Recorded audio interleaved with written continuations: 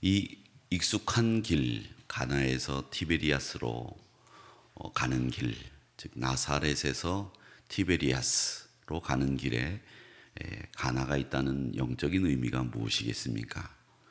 또 물이 포도주로 변했다는 말은 뭘 의미하겠습니까? 이 말은 우리가 종합을 해보면, 합쳐보면 익숙한 것, 늘 우리가 하던 것은 바꾸기 어렵다는 의미를 우리에게 던져주고 있습니다. 내가 늘 가던 길, 내가 늘 하던 신앙생활, 내가 익숙하게 가던 이 가나를 통과해서 티베리아스까지 가는 길, 그 길은 바꾸기가 어렵다는 겁니다. 마찬가지로 어떤 체제나 제도 그리고 환경을 변화시키는 데에는 굉장히 큰 노고와 힘이 듭니다. 몇 가지 방법이 있다고는 합니다. 그 방법을 우리는 혁명이다, 개혁이다, 혁신이다, 변화다 그렇게 이야기합니다. 그리고 그런 일들은 사람들이 특별한 일을 맡게 될 때에는 결심을 통해서 그런 일들을 하게 됩니다. 그런 때가 언제입니까? 새해를 맞이할 때, 또 처음 학교에 입학했을 때, 남자 같은 경우에는 군 입대를 했을 때 혹은 제대했을 때, 직장을 구해서 첫 출근할 때, 결혼을 했을 때, 자녀가 생겼을 때, 이런 중요한 결단들을 하고 변화를 꾀하게 됩니다. 그런데 사람이 100% 변한다는 것은 정말 쉬운 일이 아닙니다.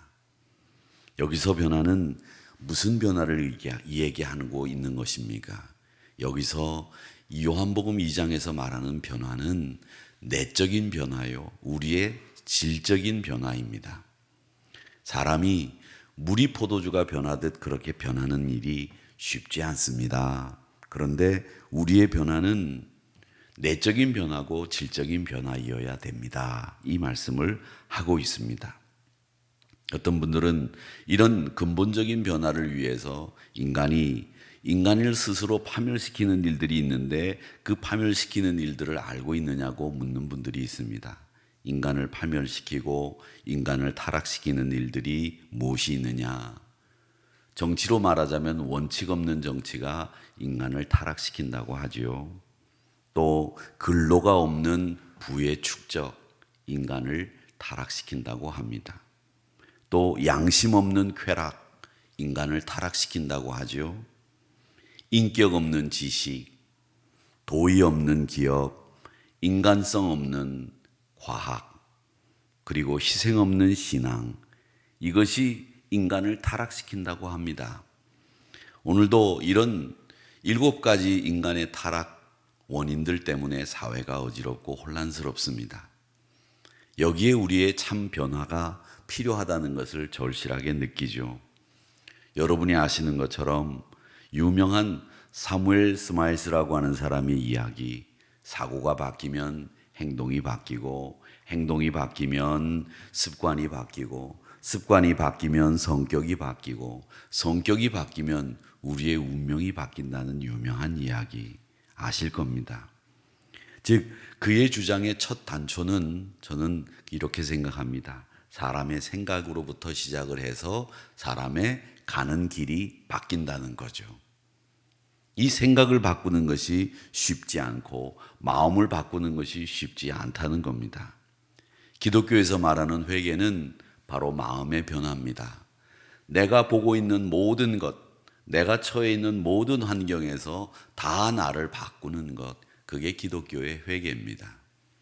내가 마음을 하나님 앞에서도 바꾸는 것도 필요하지만 내가 살고 있는 삶의 가치와 내가 살고 있는 삶의 모든 양태를 다 바꾸는 것, 그게 회개입니다.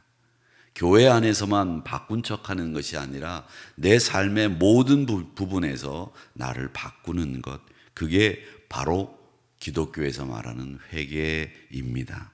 그렇기 때문에 지금까지 살아온 내 삶의 스타일, 지금까지 살아왔던 내 삶의 가치관, 이걸 모두 바꾸는 것이 회개이고, 이것을 하나님이 기뻐하시고 또 하나님이 선하게 여기시고 하나님이 온전하다고 느끼시는 변화입니다. 그렇게 우리가 변화되기 위해서 무엇이 필요할까요? 오늘 말씀을 보십시오. 마리아인 어머니가 하인들에게 이르기를 뭐라고 얘기했는고 하면 5절 말씀에 보면 너희에게 무슨 말씀을 하시든지 그대로 하라 하시니라.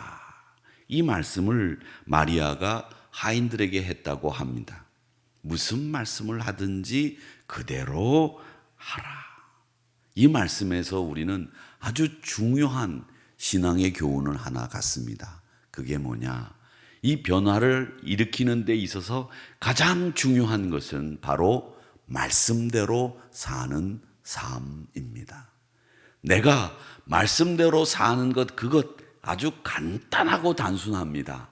그런데 그게 물을 포도주로 만들게 했습니다. 말씀대로 사는 그 삶, 그것이 우리가 어떻게 변할까 고민할 것 없습니다. 내 변화는 어느 정도의 변화를 가져야 되는가 고민할 것 없습니다. 아주 간단하고 아주 심플합니다. 그건 뭐냐? 말씀대로 그대로 살면 됩니다. 그것이 바로 우리가 변화되는 수준이고 변화되는 양이고 변화되는 원래 모습입니다. 그러기에 여러분, 이 말씀대로 사는 변화의 통로를 활용하셔서 말씀대로 살아, 그 말씀대로 어떤 말씀을 하시든지 그대로 하라는 이 마리아의 말대로 말씀대로 그대로 살아 새로운 변화를 일으키는, 그리고 변화의 주인공이 되는 여러분들이 되시기를 바랍니다. 디모데후서 3장 16절 말씀에 우리가 잘 알고 있는 대로 하나님의 말씀으로 된 것이 성경이요, 그 성경은 하나님의 영감으로 된 것인데 의로 교육하기에, 또 하나님이 교훈과 책망과 바르게 함과 이 모든 것에 넉넉함이 있으니 하나님의 말씀은 하나님의 감동으로 된 것이다 라는 이 말씀을 기억하시기를 바랍니다. 이 하나님의 말씀은 단순한 지식이 아니고 성경에 기록될 때 제자들에게도 영감을 주셨고, 또 여러분들이 읽을 때에도 하나님께서 조명해 주셔서 이렇게 조명을 받듯이 영적인 조명을 주셔서 여러분들에게 말씀을 읽을 때마다 영감을 더하십니다. 이게 하나님의 말씀이라 어떤 날선 검보다도 예리하고 우리의 혼과 영과 골수를 쪼개고도 남음이 있는 것이 하나님의 말씀입니다.